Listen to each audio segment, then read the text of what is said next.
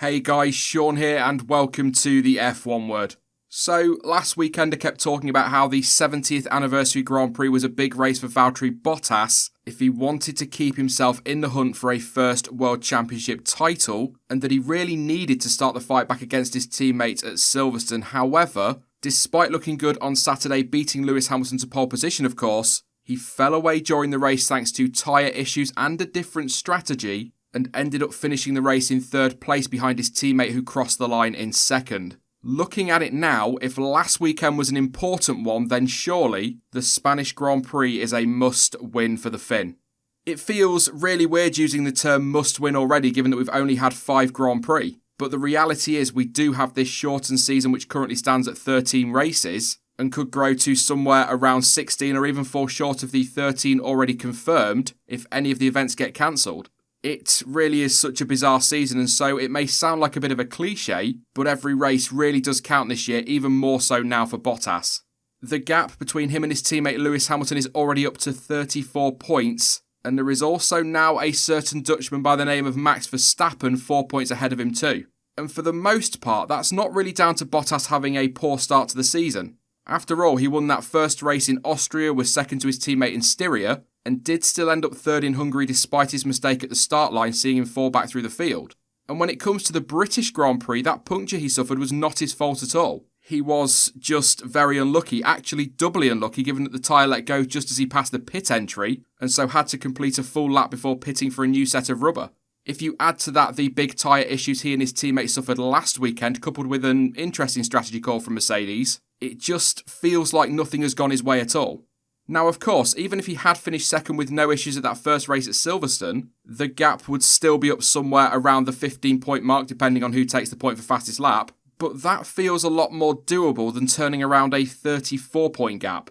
So, as an example, 2 wins with Hamilton finishing second could see the Finn level on points with his teammate, or even top of the table, again, depending on fastest laps. But now he would need 5 wins, assuming his teammate finishes second and doesn't score any of the bonus points for fastest laps, to take the lead in the race for the title.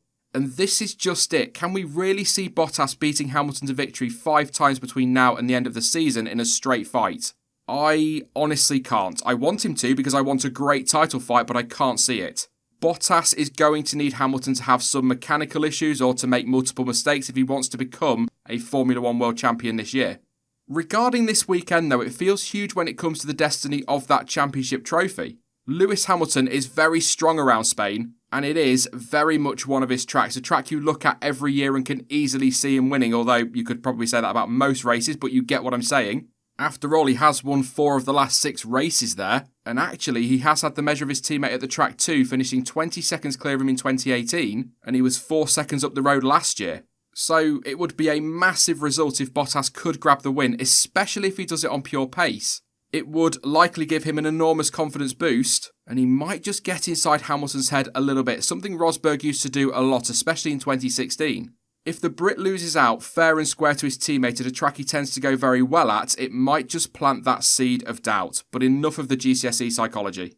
My worry for Bottas is that even if he finishes second to Hamilton this weekend and runs him close, he would still be 41 points off as the teams head to Spa, another track where Lewis has had the measure of the Finn, beating him every year since they became teammates. And I'm sorry, but if that happens, a 41-point gap it really is championship over. I can't see any way back for Bottas from there.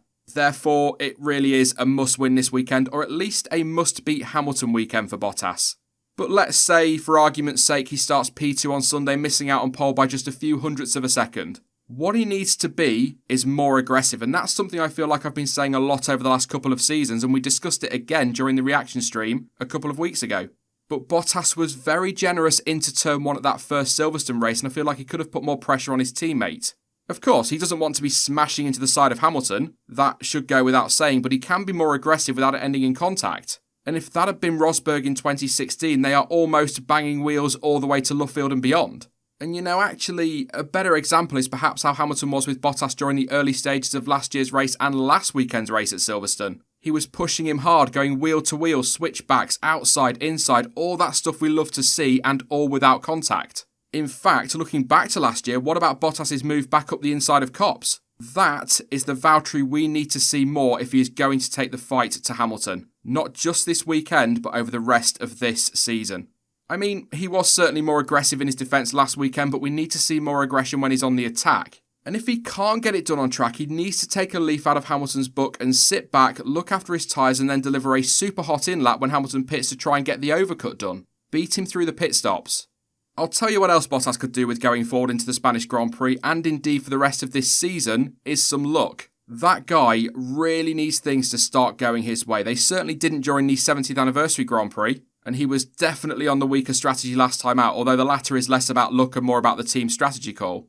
But it would be remiss of me to do a video on Bottas and not mention the fact that the guy has been very unlucky at times during his time at Mercedes. That's not an excuse, and that's not the only reason why he's been losing out, but it's played a huge part at times. There's no denying that.